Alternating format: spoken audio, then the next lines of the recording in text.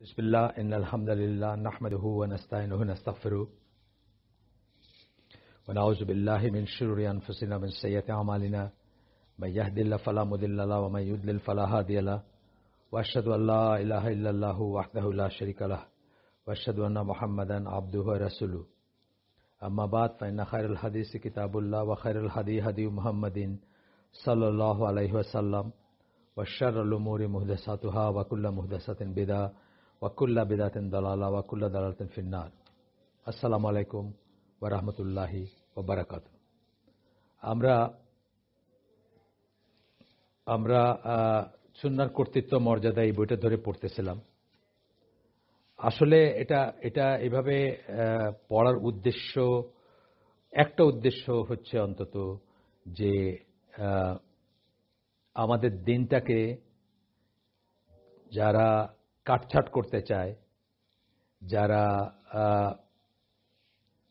কাফেরদের কাছে প্যালেটেবল করতে গিয়ে টেইলর করতে চায় অথবা অল্টার করতে চায়, তাদের যুক্তি, তাদের ইসের মুখোমুখি দাঁড়াইলে আপনি যেন বিভ্রান্ত না হন।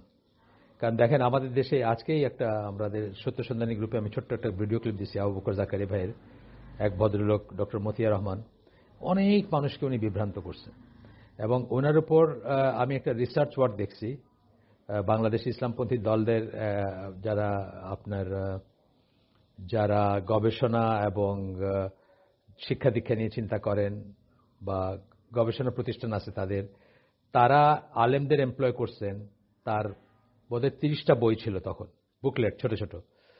সেই বুকলেটগুলোকে নিয়ে আলেমদেরকে এমপ্লয় করছেন যেন তারা এগুলার সম্বন্ধে অ্যাসেস করেন, এবং সবাই বলছেন যে তার বইগুলা খারেজি এবং মুতাজিলা আকীদার আছে, এবং সব বই যেন সকল পাঠাগার থেকে এবং সকল সিনসিয়ার মুসলিমের রিচ থেকে সব বইগুলোকে যেন আলাদা করা হয়।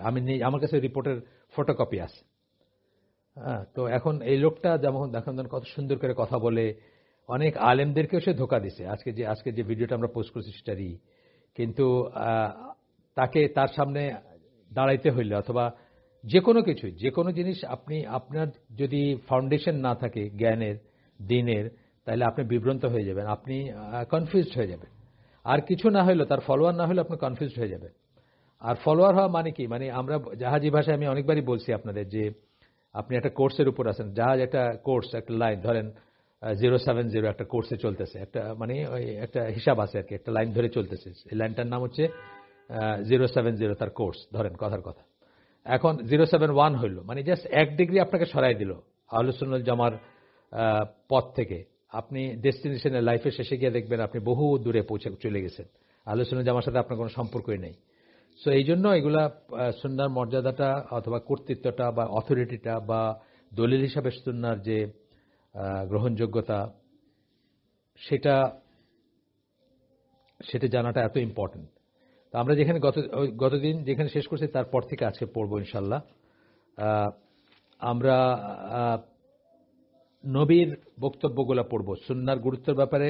এর আগে আমরা কোরআনের এইগুলা পড়ছি, কোরআনের বক্তব্যগুলো পড়ছি এবং সেগুলো একটা সামারাইজও করছি। আমরা গতদিন আমরা সামারাইজ করলাম কোরআনের যে বক্তব্যগুলা আমরা পড়ছিলাম, সেগুলা সামারাইজ করছি গতদিন। আজকে নবীর বক্তব্যগুলো পড়ব এবং সেগুলাও আমরা দেখব ধরে ধরে যে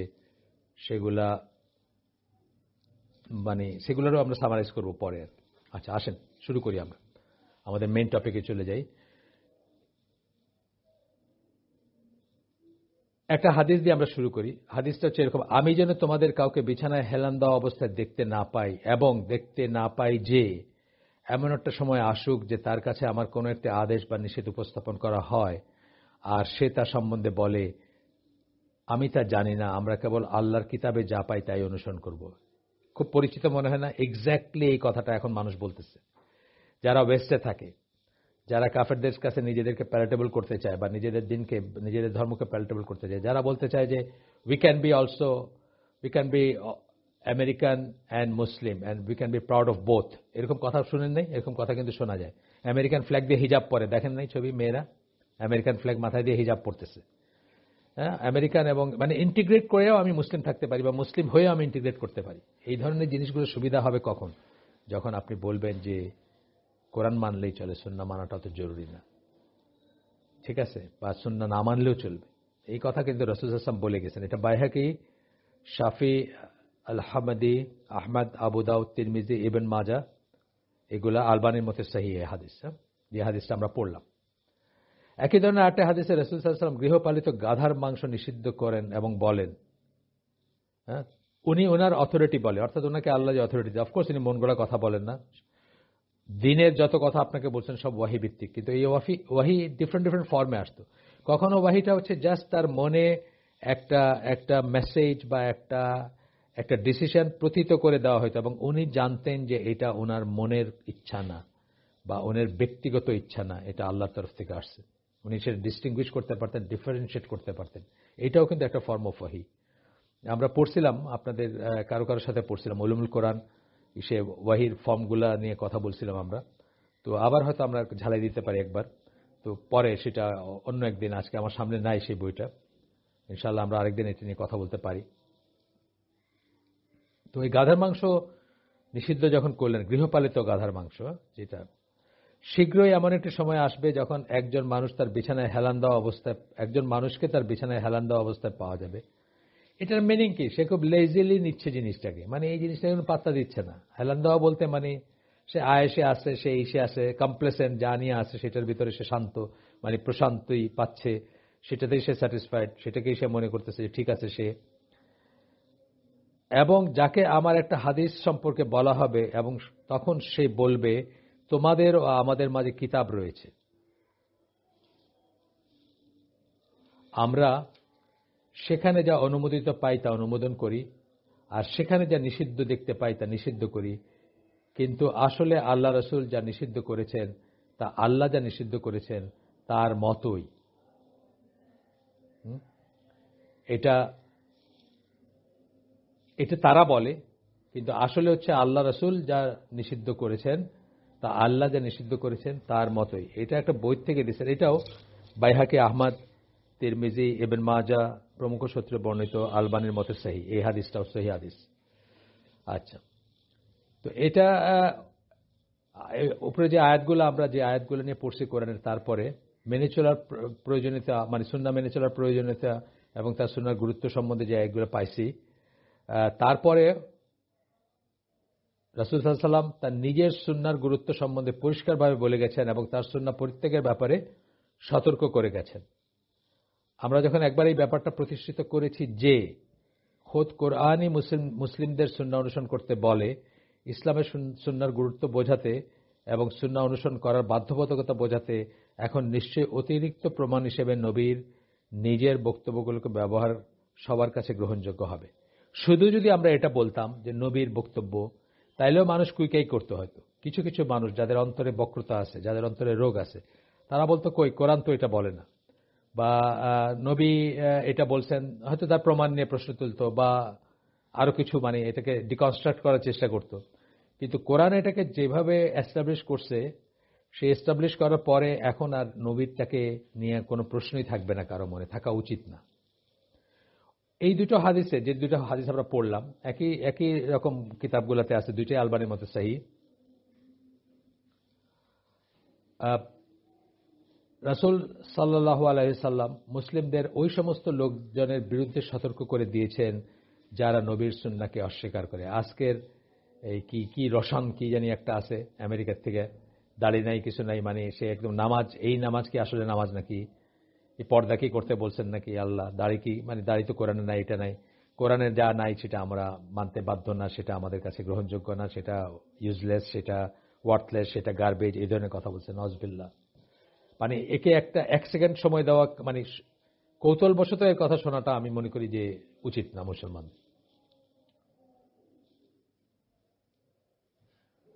আচ্ছা, দ্বিতীয় হাদিসটাতে বলছেন যে তিনি যা কিছু অবৈধ বলে ঘোষণা করেন সেটাকে আল্লাহ কোনো কিছুকে বৈধ করার মতোই দেখতে হবে। দ্বিতীয় হাদিসের শেষ লাইনটা মনে আছে আপনাদের? কিন্তু আসলে আল্লাহ রসুল যা নিষিদ্ধ করেছেন তা আল্লাহ যা নিষিদ্ধ করেছেন তার মতোই, মানে সেটাকে যেভাবে দেখতে হবে এটাকে সেভাবে দেখতে হবে।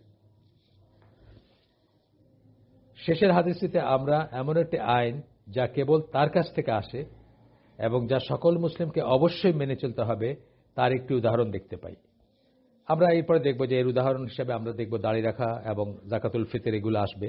বাট এইখানে উনি একটা বললেন, এই লেখক, যেখানে রসুল গাধার মাংস খাওয়াকে নিষিদ্ধ ঘোষণা করেছিলেন, উনি নিষিদ্ধ ঘোষণা করছেন, বাস শেষ, আর কোনো প্রশ্ন নাই এখানে।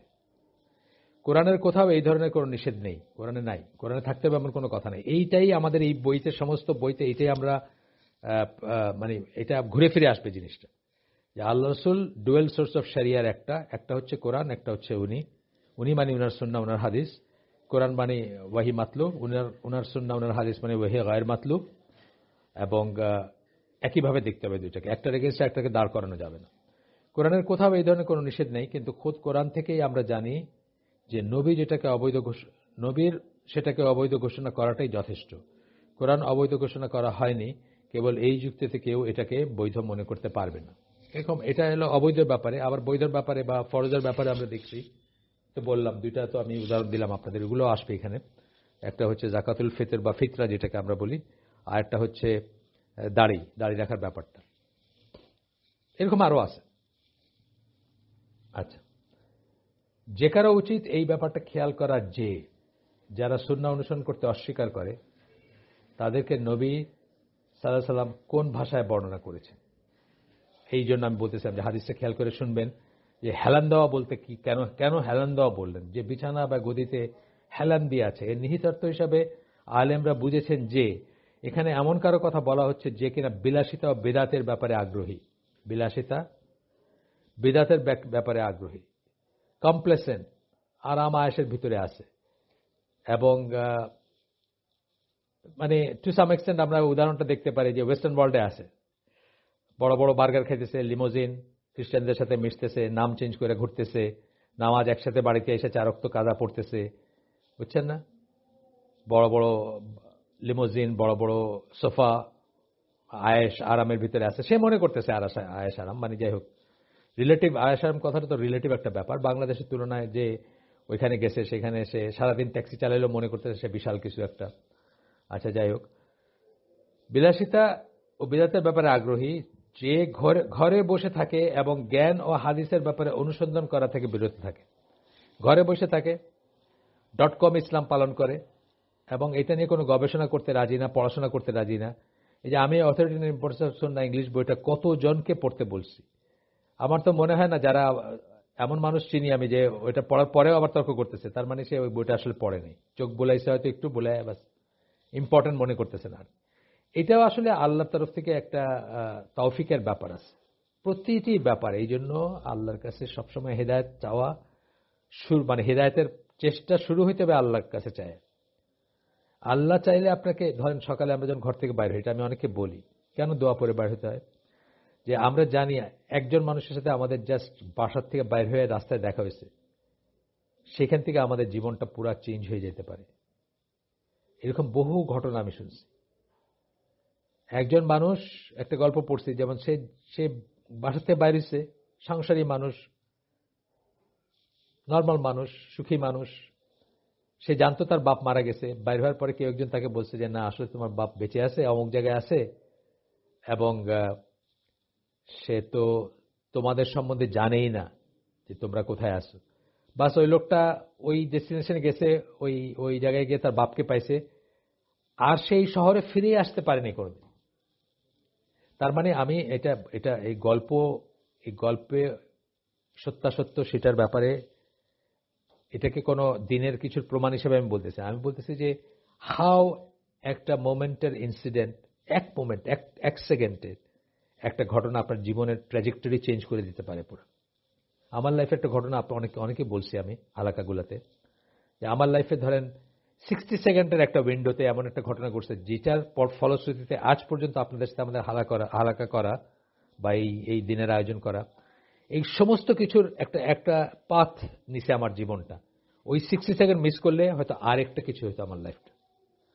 তো এই যে ব্যাপারটা, এটার জন্যই কিন্তু আমাদের উচিত ঘর থেকে আল্লাহর কাছে, আল্লাহর সাহায্য চেয়ে, আল্লাহর হেফাজতে, আল্লাহর তত্ত্বাবধানে, আল্লাহর নিরাপত্তায়, আল্লাহর দিক নির্দেশনায় আমরা বের হব। তাহলে আমরা আশা করব যে আমাদের জীবনে যে ঘটনা গোটা ঘটবে, আল্লাহ যাকে হেদায়েত দিতে চান তাকে সেই ঘটনার ভিতর দিয়ে নিয়ে আসবেন, যে ঘটনার ভিতর দিয়ে সে হেদায়েত পাবে। এবং এটা প্রাইমারি, এটার প্রাইমারি যাত্রাটা শুরু হবে কোথায়? আপনার হার্টে, আপনার অন্তরে। আপনি যখন আল্লাহর কাছে একেবারে কায় মনে হেদায়েত চাবেন যে আল্লাহ আমি জাহান্নামী হইতে চাই না, আল্লাহ আমি তোমার আনুগত্য করতে চাই, I am not getting the way, আমাকে তুমি পথ দেখো, দেখবেন আল্লাহ আপনাকে ঠিক ওই জিনিস করাই নেবেন, ওই দোয়াটা করাবেন, যে দোয়াটা করাইলে আল্লাহ আপনাকে ওই জিনিসটা দিবেন। এই ধরনের করে মানে অন এন্ড অন আপনাকে সেই পথে নিয়ে যাবে। আর উল্টাটা যদি হয় তাইলে আল্লাহ কি করবেন? আল্লাহ জুলুম করবেন না, আপনাকে বিপদগামী করবেন না আল্লাহ ওইভাবে, কিন্তু আপনাকে বিপদগামী হইতে দিবেন। এটা হচ্ছে আহলে সুন্নাত জামাতের আকীদা, যে দেওয়ার ব্যাপারে আল্লাহ বাড়ায় দেন, কিন্তু নেওয়ার ব্যাপারে যখন শাস্তির ব্যাপার আসে তখন এক ফোঁটাও এক্সট্রা দেন না। যেটা আপনি আর্ন করছেন শুধু সেটাই দিবেন, অথবা তার চেয়ে কম দিবেন, মাফ করে দিতে পারেন আপনাকে যদি ওই পর্যায়ের গুনাহ না হয়। তো কি বলতেছেন যে আরাম আয়েশা আছে বিলাসিতা ও বিদাতের ব্যাপারে আগ্রহী, যে ঘরে বসে থাকে এবং জ্ঞান ও হাদিসের ব্যাপারে অনুসন্ধান করা থেকে বিরত থাকে। এটা একটা স্কলারদের এক্সপ্লেনেশন, তারা এটা মনে করেন। নাম আছে, বইয়ের নাম আছে 629 ভলিউম 2 শার আল তিবি আল মিশকাত আল মাসাবিহ, এটার আপনার এই বইয়ের 629 পৃষ্ঠার ভলিউম 2 থেকে এক্সপ্লেনেশন দিয়েছেন, লাস্টে যেটা পড়লাম আমরা। আর এরপরে বলতেছেন এই ব্যাপারে সন্দেহের অবকাশ নেই যে নবী সাল্লাল্লাহু আলাইহি সাল্লাম ওই সুনির্দিষ্ট শব্দাবলী সহকারে একটা নির্দিষ্ট ধারণা দিতে চেয়েছেন, যে ধারণা ইতিবাচক কিছু নয়। এটা হচ্ছে এমন সব ব্যক্তিদের বৈশিষ্ট্য যারা সুন্নাহ অনুসরণের বাধ্যবাধকতার কাছে নিজেদের সমর্পণ করতে অস্বীকার করে এবং এই মিথ্যা দাবি করে যে তারা কোরআন অনুসরণ করে চলেছে। আজকে আমরা অনেককে দেখতে পাই। এই গত কয়েকদিনে এটা খুব বড় রকমের, আমার কাছে অনেক কয়েকজন মানুষ এসব নিয়ে জিজ্ঞেস করছে। আবার বোধ কিছুদিন পরে পরে তারা মাথাচাড়া দিয়ে ওঠে, তা আবার বোধ এটা মাথাচাড়া দিয়ে উঠছে। তো অনেকে আমাকে জিজ্ঞেস করছেন যে এটা কেমন, ওটা কেমন, হাদিস অনুসরণ বা হাদিস নিয়ে অনেক প্রশ্ন। পড়াশোনা করে না, এই বইটা পড়লে কিন্তু হাদিস নিয়ে কোনো কোয়েশ্চেন থাকতো না। এই বইটাতে এত দলিল দিচ্ছেন পরের দিকে যে মানে এই বইটা পড়লে, এই একটা বই পড়লে কিন্তু এনাফ সুন্নাহ সম্বন্ধে সকল সংশয়ের নিরসন অথবা জ্ঞান, যেটুকু মিনিমাম জ্ঞান হলে আপনার একটা ডিফেন্স মেকানিজম গড়ে উঠবে, যে আপনি বুঝবেন যে কোরআনিয়ান হোক, কোরআন অনলি হোক, মডার্নিস্ট হোক, রিফর্মিস্ট হোক, আমেরিকান ইসলামিস্ট হোক, এই সবাইকে কিভাবে ফেস করতে হবে, এই একটা বই থেকে আসবে। আপনার একটা বই যদি আপনি ঠিক মতো পড়তেন। এই জন্য আমরা কি করছি, দিনের বেসিকের জন্য আমরা 3টা বইকে করছি, যে 3টা বই আমরা বেছে বেছে ভাষান্তর করছি। একটা হচ্ছে তিনি হলেন জিবরিল, একটা হচ্ছে কোরআন অধ্যয়নের সঠিক পন্থা, আর একটা হচ্ছে সুন্নাহর কর্তৃত্ব মর্যাদা। আমি মনে করি খুব সাদামাটা যে মুসলিম, যিনি খুব বেশি বুঝি কম মার্কা মুসলিম আছেন না, কিছু ভাই বলে দাও কি করতে হবে আর কি করব আর কি করব না বলে দাও, অত বেশি জানতে চাই না, বুঝতে চাই না, এরকম মুসলিম আছেন। কিন্তু সেরকম মুসলিমদের জন্য জাস্ট এই 3টা বই শুড হ্যাভ বিন এনাফ, যদি কেউ মনোযোগ দিয়ে পড়তেন এবং সত্যি সত্যি এগুলাকে জীবনে ধারণ করার চেষ্টা করতেন।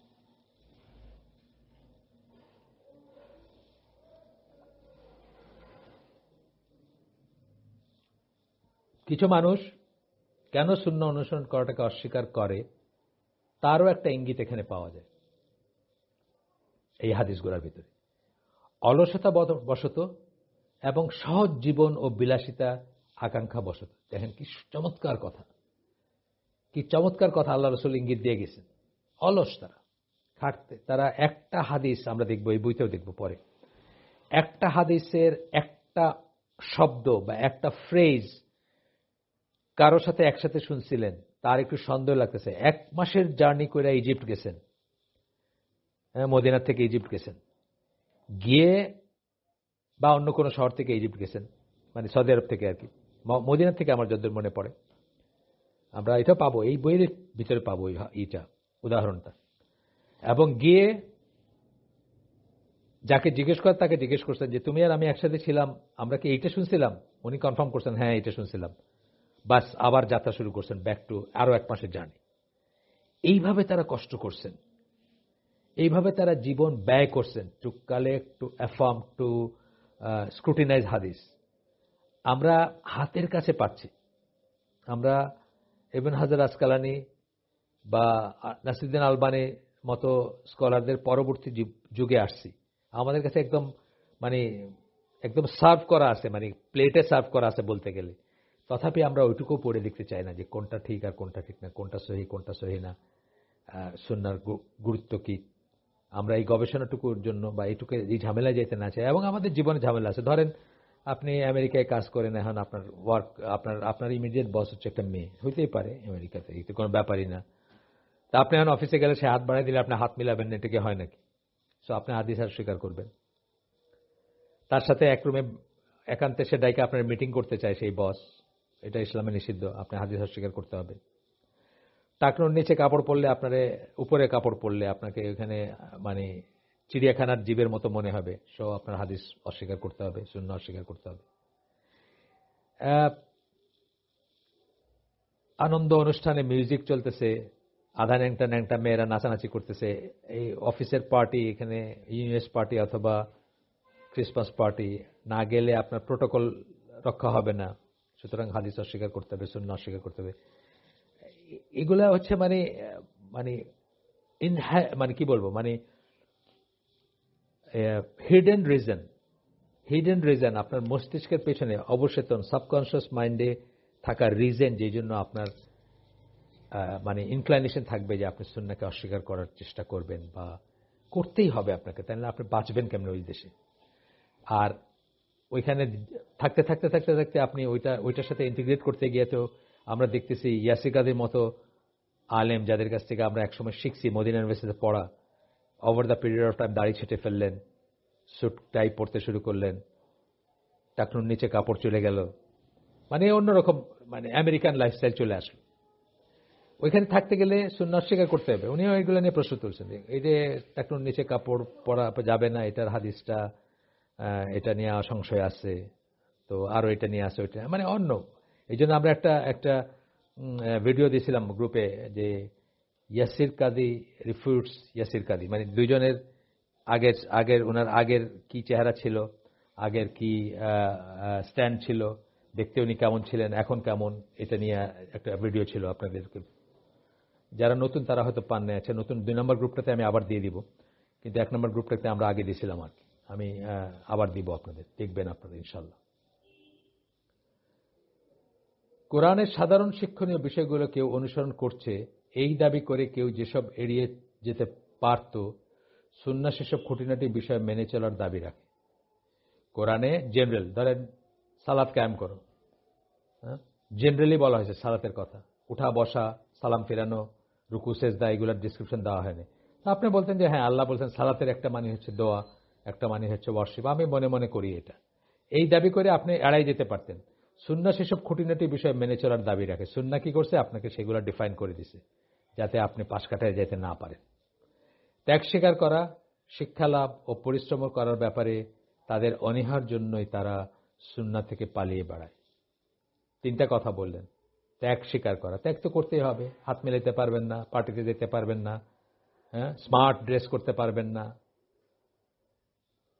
নিজেকে ক্যামোফ্লেজ করতে পারবেন না, কাফের না মুসলিম এটা এটা ক্যামোফ্লেজ করে ওদের ভিতরে থেকে ওদের কাজকর্ম করে ওদের প্রিয় হইতে পারবেন না, এই সমস্ত ব্যাপার ত্যাগ স্বীকার করা।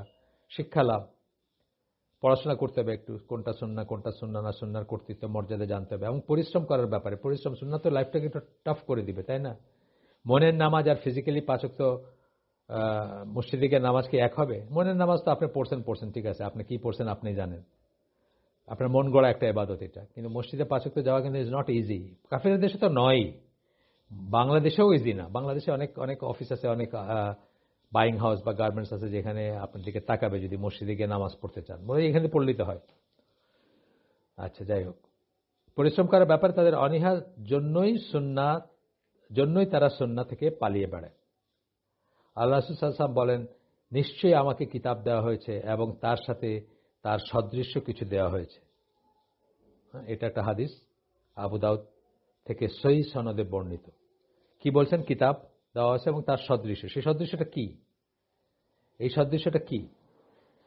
যাই হোক, এখানে বদর আল বদর বলে একজন আলেম, তিনি বলেন যে এই হাদিসের দুই ধরনের অর্থ হইতে পারে। যে হাদিসটা মাত্র পড়লাম, নিশ্চয়ই আমাকে কিতাব দেওয়া হয়েছে এবং তার সাথে তার সদৃশ্য কিছু দেওয়া হয়েছে, এটার দুই ধরনের অর্থ হইতে পারে। প্রথম অর্থ, আল্লাহ রসুলকে এক বাতেন মানে ব্র্যাকেটে লুক্কায়িত, গুপ্ত, অপ্রকাশিত ওয়াহি দান করা হয়েছে। আল্লাহ রসুলকে দান করা হয়েছে যা তেলাওয়াত করা হয় না, ঠিক যেমন তাকে প্রকাশ্য ওয়াহি দান করা হয়েছে যা কিনা তেলাওয়াত করা হয়। এটা একটা অর্থ হইতে পারে। আরেকটা অর্থ হইতে পারে যে তাকে কিতাবখানি দেওয়া হয়েছে যা কিনা একটা ওয়াহি, যা তেলাওয়াত করা হয়, এবং তাকে এর ব্যাখ্যা দেওয়া হয়েছে, অর্থাৎ তাকে কিতাবখানির ব্যাখ্যা করার জন্য অনুমতি দেয়া হয়েছে, যার সাধারণ ও সুনির্দিষ্ট প্রয়োগ রয়েছে। কিসের সাধারণ এবং সুনির্দিষ্ট প্রয়োগ? কিসের? তাকে কিতাবখানি ব্যাখ্যা করার অনুমতি দেয়া হয়েছে, যার সাধারণ ও সুনির্দিষ্ট প্রয়োগ রয়েছে এবং কোরআনে উল্লেখ করা হয়নি এমন বিষয়ে তিনি বিধিনিষেধ যুক্ত করতে পারেন। একটা হলো যে ব্যাখ্যা করবেন, সেই ব্যাখ্যার প্রায়োগিক দিক আছে, বা সেই ব্যাখ্যার থেকে প্রয়োগ করব আমরা কোরআনকে, এবং কোরআনে উল্লেখ করা হয়নি এমন বিষয়ে তিনি বিধিনিষেধ যুক্ত করতে পারেন। এই রাইটটাকে দেওয়া হয়েছে যে কোরআনে নাই এরকম জিনিসে উনি বিধিনিষেধ যুক্ত করতে পারেন। অফকোর্স সেটা ওয়াহি ভিত্তিক থাকবে, সেটার অথরিটি তিনি ওয়াহিদ থেকে পাবেন। এবং আমরা আগে উল্লেখ করছি এই লেকচার সিরিজের আগে শুরুর দিকে যে কতগুলো কথা আল্লাহ রসুল, বা অনেক কথা আল্লাহ রসুল ব্যক্তি হিসাবে বলছেন, সেই কথাগুলা কিন্তু আমাদের জন্য শিরোধার্য না। কিন্তু যে কথাগুলো নবী হিসাবে বলছেন সেই কথাগুলো আমাদের জন্য শিরোধার্য, এবং সেগুলা হচ্ছে মানে যেগুলো অর্ডার করছেন আমাদের, সেগুলা আমাদের মানে দিনের অংশ। এবং স্কলাররা বা তৎকালীন তার সাহাবীরা বুঝতেন, বা অনেক সময় তিনি নিজেও বলে দিয়েছেন, বা আমরা অনেক ঘটনা থেকে জানি যে এই দুটার ভিতর ডিফারেন্স আছে। আচ্ছা, এদিক থেকে আদেশ করার ব্যাপারে তার দায়িত্ব এবং সেই আদেশ মানার ব্যাপারে আমাদের কর্তব্য কোরআনের স্পষ্ট তেলাওয়াত থেকে প্রাপ্ত বিধিনিষেধ মেনে চলার মতোই অবশ্যকরণীয়। কোরআনের স্পষ্ট বিধিনিষেধ যেভাবে আমাদের মানতে হবে, তিনি যদি আদেশ করেন তাহলে আমাদের মানতে হবে, তিনি যদি নিষেধ করেন তাহলে আমাদের মানতে হবে। কোরআনে বহু জায়গায় আছে এটা। একটা তো সূরা হাশরের 7 নম্বর আয়াত, যেখানে রাসূল তোমাদেরকে যা দেন তা গ্রহণ করো, যা নিষেধ করেন তা থেকে বিরত থাকো। এটা সকল আলেমগণ, সকল মেইনস্ট্রিম আলেম মানে আহলে সুন্নাত জামাত আলেমরা এটাকে জেনারেল বুঝছেন, সব কিছুর ব্যাপারে বুঝছেন, শুধুমাত্র গনিমতের মালের ব্যাপারে না। আমরা এর আগে হিকমার কথা সম্বলিত যেসব আয়াত উদ্ধৃত করেছিলাম, হিকমা নিয়ে আমরা ডিটেইলস আলাপ করছি যে হিকমা বলতে আল্লাহ সুন্নাহ বুঝাইছেন। তার সাথে মিলিয়ে এই হাদিসটি পড়তে পারি, নবী সাল্লাল্লাহু আলাইহি সাল্লামকে কেবল কিতাবই দান করা হয়নি, বরং তার সাথে সাথে তাকে আরেক ধরনের ওহী প্রেরণ করা হয়েছিল, যা হচ্ছে হিকমা অথবা সুন্নাহ। এখন আস্তে আস্তে স্পষ্ট হচ্ছে জিনিসগুলো আমাদের কাছে। ইমাম শাফির এই মতকে এই হাদিসটি সমর্থন করে। ইমাম শাফির এটা একটা মত, আর এই মত এই হাদিসকে সমর্থন করে। হাসান বিন আতিয়া বলেন, জিবরাইল আলাইহিস সালাম আল্লাহ রাসূল সাল্লাল্লাহু আলাইহি সাল্লামের কাছে এমনভাবে সুন্নাহ নাজিল করেন যেভাবে তিনি তার কাছে কোরআন নাজিল করেন বা করতেন। তিনি তাকে এমনভাবে তার শিক্ষা দেন যেভাবে তিনি কোরআন শিক্ষা দিতেন। ইবনে হাজম ইমাম মালিক থেকে বর্ণনা করেন, নবীকে যদি কিছু সম্বন্ধে জিজ্ঞাসা করা হতো তবে তিনি আকাশ থেকে ওহী লাভ না করা পর্যন্ত তার উত্তর দিতেন না। অর্থাৎ জিনিসটা যদি অজানা হইতো তার, তাইলে দিতেন না, আর যদি জানা হইতো তাহলে তিনি দিতেন। জানা মানে সেটাও ওহী ভিত্তিক জানা, যেভাবে আমরা বারবার বলছি, এর আগে কিন্তু আমরা বারবার আপনাদেরকে বলছি ওহী মাতলু ওহী গায়র মাতলু। তো আজকে এটা হচ্ছে ইবনে হাজমের একটা বই থেকে, আল ইহকাম ফি উসুল আল আহকাম। আর এর আগের যেটা আমরা পড়ছি, এর আগের বলতে আমি অবশ্য ফুটনোটটা তখন আর বলি নাই আপনাদেরকে, যে